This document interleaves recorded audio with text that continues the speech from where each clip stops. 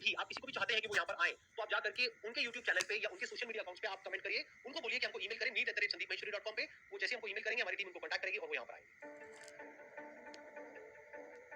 आज हमारे पास में गेस्ट आए हुए हैं, पीछे भी वो बैक स्टेज में है। वो काफी पॉपुलर मोटिवेशनल स्पीकर है। उनके 6 मिलियन से ज्यादा सब्सक्राइबर्स हैं YouTube पर। आई एम श्योर आपने उनकी वीडियो कहीं ना कहीं जरूर देखी होगी। Let's give an energetic and warm welcome to the one and only Himesh Madan.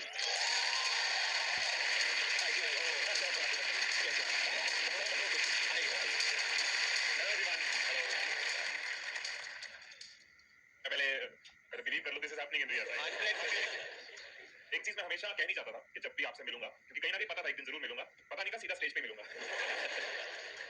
So I always feel, मैंने एक वीडियो में ये बोला भी था कि बहुत बार ना ये कहा जाता है कि देश का यूथ जो है वो डिस्ट्रैक्टेड है, या यूथ को सिर्फ एंटरटेनमेंट चाहिए, या सिर्फ बर्गर या कंटेंट देखना है, गाली देखनी है। और जब भी ऐसी कोई स्टेटमेंट कहीं डिस्कस होती है तो मैं एक ही नाम लेता हूं कि अगर आप जाके देखोगे संदीप महेश्वरी जी का चैनल, तो 2 करोड़ 30 लाख लोगों ने वहां सब्सक्राइब दबाया है। वीडियो तो मच मोर लोग देखते हैं, जो बताता है कि अगर कोई शिद्दत से सेल्फलेस होकर सिखाने वाला हो तो हमारे देश का यूथ सीखना चाहता है।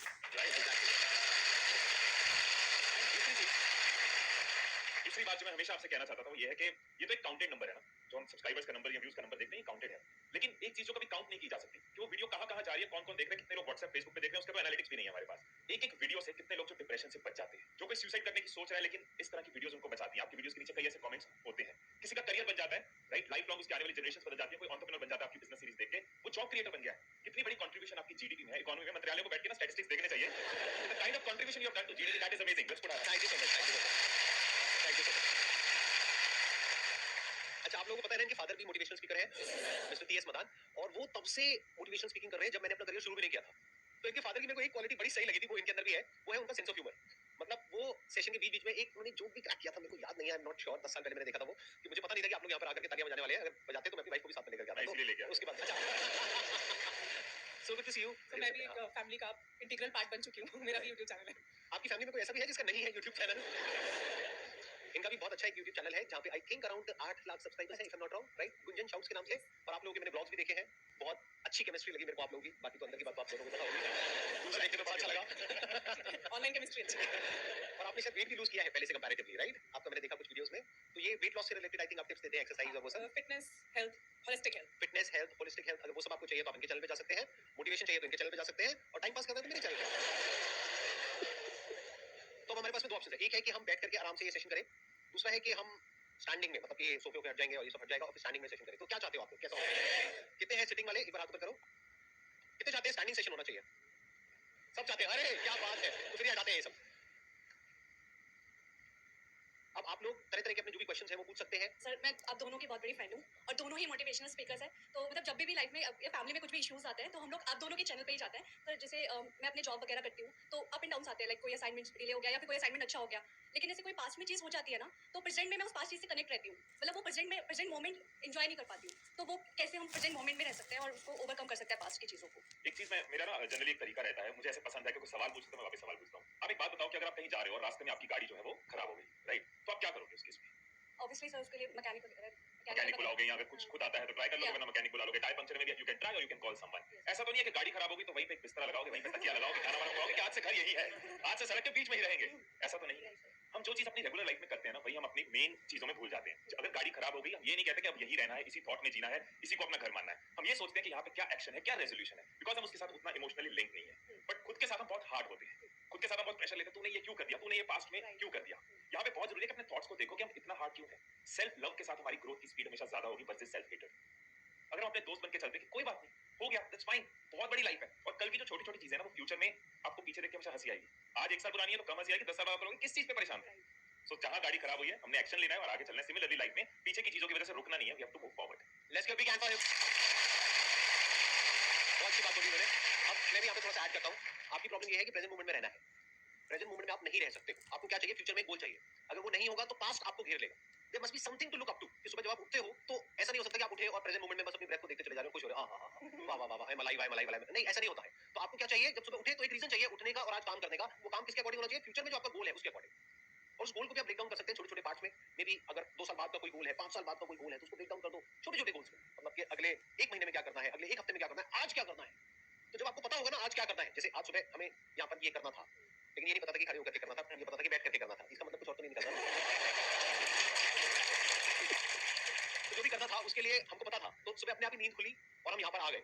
अगर सोचो कुछ नहीं करना होता तो वही हाँ ठीक है आराम से उठेंगे ये वो whatever. तो there must always be something to look up to कि आपकी लाइफ में कोई ना कोई बर्निंग डिजायर, कोई ना कोई गोल, कोई ना कोई ड्रीम, कोई ना कोई विजन, कुछ ना कुछ होना चाहिए, तभी इस मोमेंट में आप अच्छे से जी सकते हैं। अगर कुछ नहीं है तो जिंदगी थकी हुई हो जाएगी, पास्ट आपको घेर लेगा, प्रेजेंट में भी बहुत प्रॉब्लम्स है, पास्ट में भी बहुत प्रॉब्लम्स थी, फ्यूचर में पता नहीं क्या क्या हो सकता है, तो फ्यूचर से रिलेटेड एंजाइटी आ जाएगी, पास्ट से रिलेटेड स्ट्रेस आ जाएगा, और प्रेजेंट तो हमको घेरने के लिए बैठा ही है चारों तरफ से, तो आप चारों तरफ से फंस जाओगे। तो उससे निकलने का क्या तरीका है? फ्यूचर पे अपने गोल पे अपना ध्यान दो, ये जो हो गया, अब आगे देखते हैं क्या करना है। सर मैं आगे जाके अपना एक फूड स्टार्ट करना चाहता हूँ।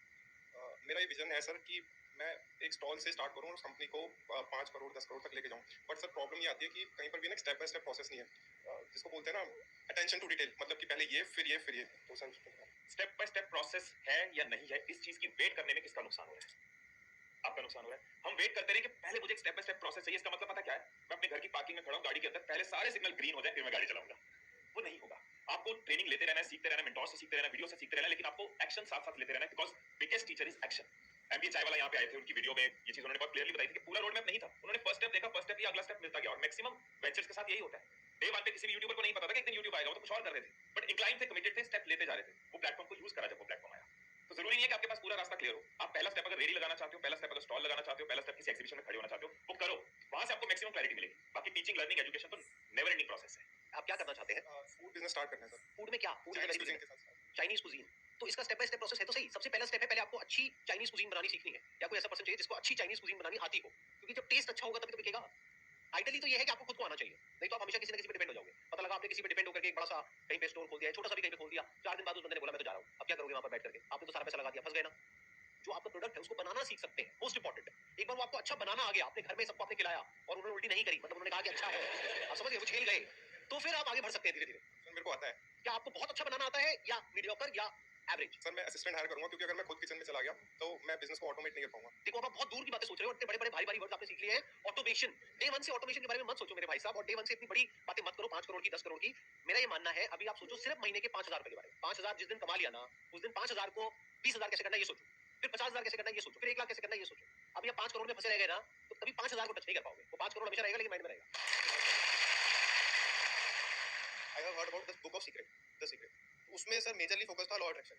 वो समझ में ही नहीं आया कि बैठे रहो और सोचते रहो, फोटो लगा लो, तो हाउ इट्स वर्क एक्चुअली। जो लॉ ऑफ अट्रैक्शन के अंदर अगर ये कॉन्सेप्ट है कि बैठे रहो और सोचते रहो, इससे मैं एग्री नहीं करता हूं। What work for me is not law of attraction, attraction के अंदर जो वर्ड छुपा हुआ है एक्शन, मेरे लिए वो काम किया अट्रैक्शन, राइट।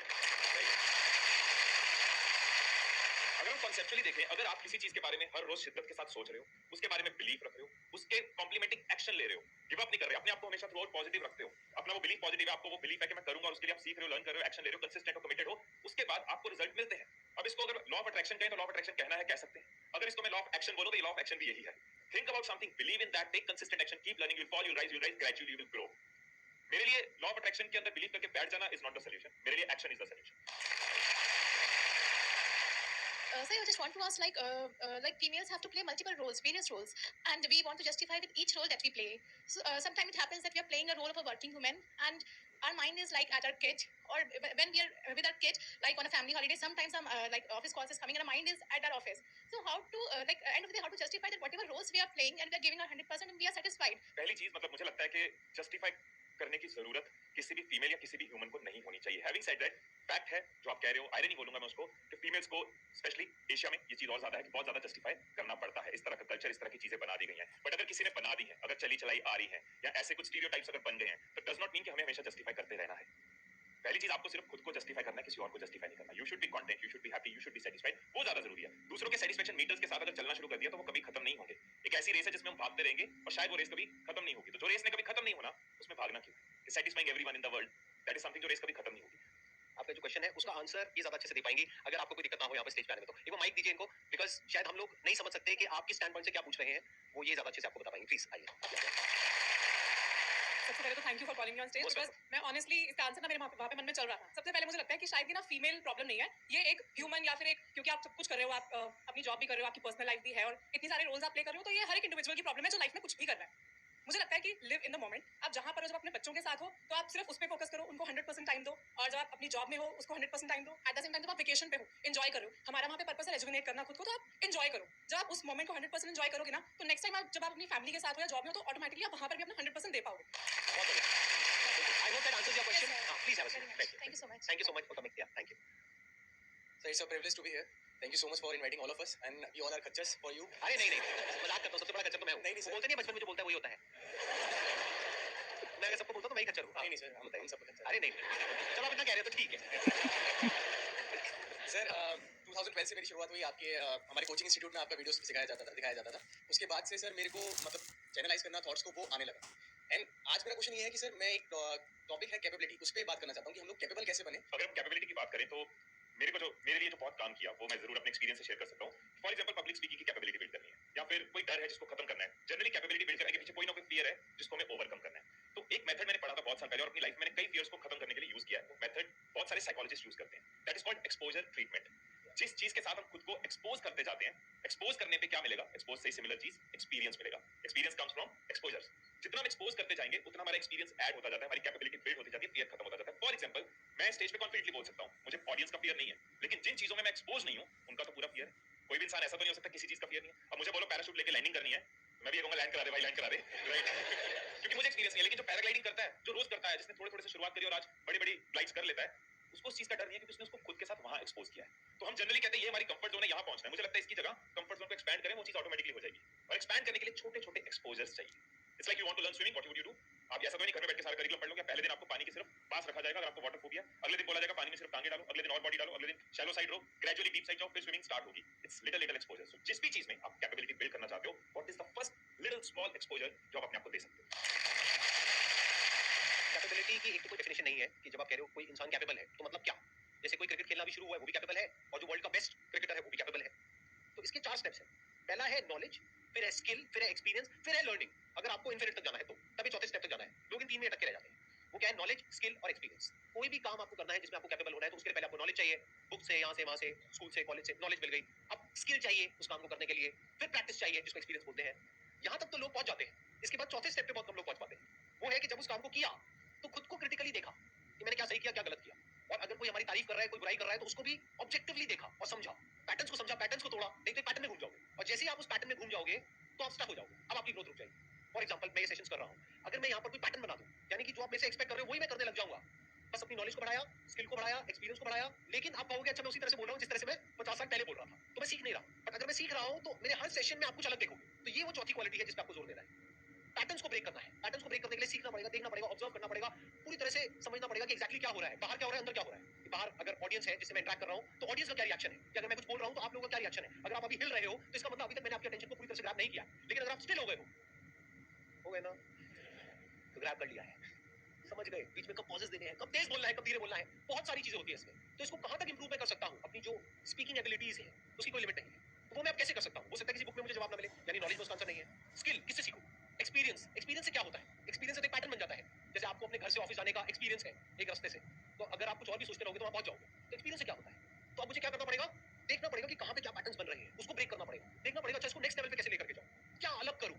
अलग करने में रिस्क होता है तो रिस्क लेना पड़ेगा, because the moment you try something different तो लोग उल्टा बोलने लग जाते हैं। जब मैंने सीरीज शुरू करी थी तो वहां पे आप जाकर देखो बहुत लोगों ने कमेंट किया था, अरे ये क्या कर रहे हैं। मुझे पता है कि मैं क्या कर रहा हूं, उनको नहीं पता है। अगर पहले से मैंने क्वेश्चंस प्लान कर लिए और पहले से हम लोग मिल गए और यहाँ पर आकर के कुछ कर रहे हैं तो उसमें ज्यादा मजा आएगा या अभी मजा आ रहा है? अभी मजा आ रहा है, यस और नो? क्यों आ पा रहा है वो मजा? क्योंकि ना मुझे पता है कि यहाँ पर क्या होने वाला है, ना इनको पता है अगले मोमेंट में क्या होने वाला है, ना आपको पता है, कुछ भी हो सकता है। ये जो थ्रिल है, एक तरह की राइड है। तो I am creating an experience like no other on this planet.